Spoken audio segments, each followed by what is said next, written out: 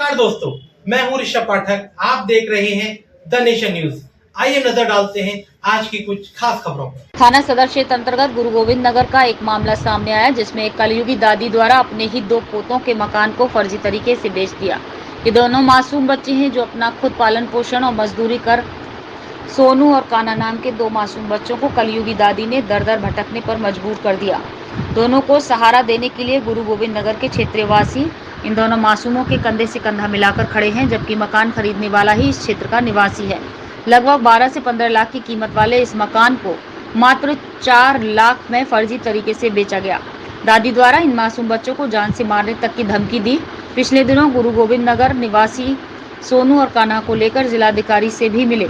जिलाधिकारी द्वारा इन मासूम बच्चों को आशीर्वाद दिया, आपको आपके मकान से कोई नहीं निकाल सकता। लेकिन दबंग के डर से वो दोनों मायूस बच्चे रहते हैं, जिनके खाने पीने का पड़ोस की महिलाएं और पुरुष ख्याल रखते हैं। इन दोनों बच्चों की दादी अपनी बेटी के पास फिरोजाबाद में रहती है।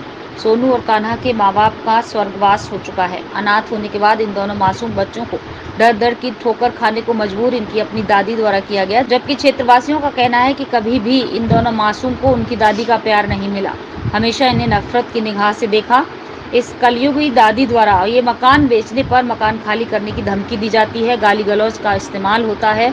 बच्चों को जान से मारने की धमकी भी दादी लगातार दे रही है। दादी के साथ जिन दबंगों ने इस मकान को खरीदा, वो लोग आए दिन मासूम बच्चों को डरा धमका रहे हैं ताकि मकान खाली कर दें। अब ये दोनों मासूम बच्चे जिलाधिकारी महोदय की कार्रवाई के इंतजार में हैं, क्योंकि आश्वासन जिलाधिकारी ने ये कह कर दिया है कि आपको कोई इस मकान से निकाल नहीं सकता। पूरे क्षेत्र की महिला पुरुषों ने ऐलान किया है कि अगर ये मकान खाली हुआ तो हम सभी एकजुट होकर अनिश्चितकालीन भूख हड़ताल पर बैठेंगे। इस मकान में इस इलाके में रागी नाम की महिला रहती है किराए पर। तो उसने जालसाजी तरीके से धोखाधड़ी में लेके राजू चौहान का पति है, इसके नाम बैनामा कराया है। इनकी दादी फिरोजाबाद रहती हैं और उनसे कोई संपर्क नहीं है। इसमें ये मकान के बाबा ने बनवाया था और उन्होंने देख रेख करी थी। वो 10-12 साल पहले ही जा चुकी है यहाँ से। अच्छा, ये बच्चे आपके सामने पैदा हुए होंगे? हाँ, हमारे सामने पैदा हुए हैं, इसी घर पैदा हुए हैं। और इसके पिताजी तो रमेश गुड़ चुके हैं, उन्होंने देख रेख करी थी। वो बिजली का बिल भरते थे। दादी का तो वास्ता ही नहीं था कब से, तो जा चुकी है वो तो वहाँ से। अब तो क्या बच्चों के साथ न्याय हुआ है? न्याय बहुत अन्याय हुआ है बच्चों के साथ। और आप पड़ोसी हैं, आप पड़ोसी हैं, आप किसके साथ खड़े हैं? आप इनके साथ खड़े हैं बिल्कुल, और पूरे कॉलोनी इनके साथ खड़ी है। और यहाँ के माननीय पार्षद जी भी आप बोल गए हैं, उनके साथ खड़े हैं। अच्छा, आप आज ग्राम जिलाधिकारी महोदय से मुलाकात की? जी मैंने नहीं की थी, गई थी लेटर में टाइप किया, दस्तावेज लेकर गई तहसील में। और मैं आपको नई बात बता दूं, इसकी सर्टिफिकेट बैठ रही है कम से कम 10-12 लाख रुपये, और मौजूदा कीमत इसकी 15 लाख से अधिक है। तो उन्होंने धोखाधड़ी देखिए 4 लाख में खरीदा है। ये तथ्य साबित करता है कि उन्होंने बहुत बड़ी धोखाधड़ी करी है। 400 का प्रावधान आता है इनके। आप कब्जा नहीं देंगे? नहीं, उनको कब्जा नहीं मिलना चाहिए। अगर बच्चों का हिस्सा भी है उसमें, और इनके साथ अन्याय हुआ है। और जो राजू चौहान है, उस पर मुकदमा लिखाना चाहिए 420 का, क्योंकि उसने जो गवाह दिखाए गए वो भी फर्जी है, इस इलाके की नहीं है। अगर वो सगरी में मकान बिकता तो गवाह भी यहीं के होते और बच्चे भी होते गांव में। इसीलिए राजू चौहान और राखी के मुकदमा लिखाया है। उनकी दादी ने बहुत बड़ा अन्याय किया है, बच्चों का मकान बेच दिया है। उनके ऊपर बच्चों को मालूम नहीं पड़ी है, हम लोगों को नहीं मालूम पड़ी, हमें तो बाद में मालूम पड़ी है। तब जो बच्चों का हमने साथ दिया है इन बच्चों का।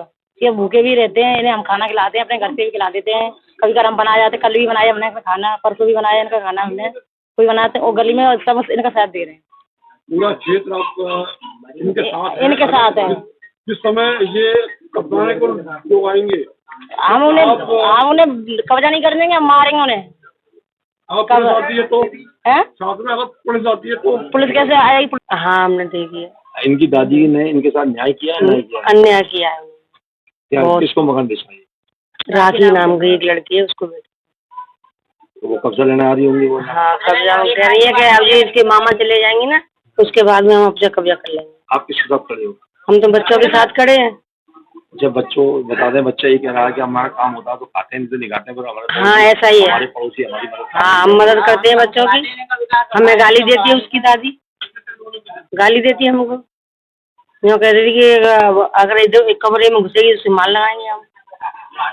क्यों देती है इसका साथ? इसकी माँ का भी साथ दिया था। इसकी माँ ऐसी थी, पतली पतली सी, बहुत बीमार थी। इनके दोनों के माँ बाप नहीं है? नहीं, तो एक भी नहीं है माँ बाप। ना माँ है ना बाप है। कितने समय से, कितना समय हो गया होगा? हो गए कम से कम 10 साल, 5-6 साल हो गई इसको। हाँ, माँ बाप को मरे। हाँ, ये दादी में मकान बेच दिया है, ये इसी घर में रहते हैं। ये बच्चे कब से रहते हैं इस घर के अंदर? ये तो कब के रहे हैं, बहुत साल। दादी रहती है फिरोजाबाद। बच्चों की पैदाइश इसी घर की है? नहीं, दादी ने उनको बच्चों को बताया नहीं। नहीं, आप लोगों ने जिसने मकान खरीदा उससे कहा कि बच्चों का मकान है, मैंने पहले मना करी थी जी, राजी से बीच मकान को मत देना। कोई धमकियां भी दी जा रही है आपको? धमकी जा रही है, बच्चन को धमकी देती है। आप किसी से मिले अधिकारी से? मैं जिला अधिकारी से मिला था, उन्होंने क्या आश्वासन दिया है? ये मकान को खाली ना करो। मकान को खाली रखा। मैं आप हम उसके किसी अधिकारी से मिले? हाँ जी मिले हैं, एसडीएम साहब से मिले हैं। उनने आश्वासन दिया है कि इन बच्चों को उसी मकान में रखा जाए, कब्जा नहीं दिया जाए, कब्जे में उसी में रहेंगे बच्चे।